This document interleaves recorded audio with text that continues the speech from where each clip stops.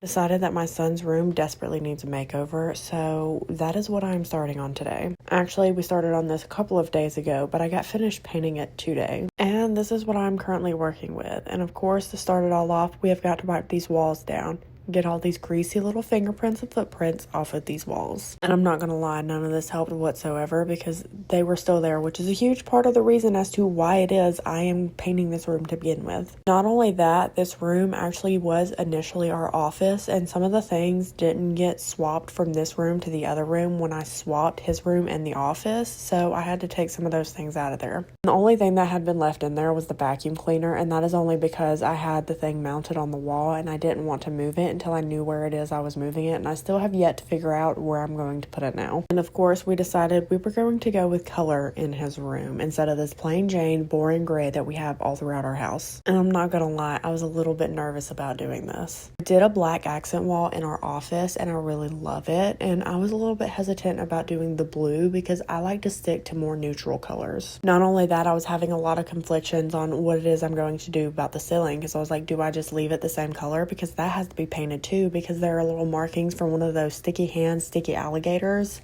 that you can throw up on the walls and they just stick and then fall down. So that was going to have to be painted anyways because every time I scrubbed it would not come off. I wasn't really sure if I was just going to go with the same gray or if I was just going to go ahead and paint the ceiling blue as well. Well, needless to say, because nobody could give me an official response and help me make a decision, I asked little man if he thought we should paint the ceiling blue, and he said yes. Because we decided to paint the ceiling blue, and I know because it is a darker blue, it's going to make the room look even smaller, I'm going to move the curtain rod up, get a longer curtain, just to kind of elongate and make the illusion that the room is bigger than what it is. And since that was a last minute decision, I did in fact have to go ahead and take the brackets down that were holding the rod up, fill those in, and I have not painted over them just yet. Not only that, the entire wall that the window is on needs a second coat anyways. And I spent pretty much all day painting this room, so I'm going to hold off and wait until tomorrow to do all of that. And this is what we are looking like as of right now. Follow along to see the full transformation.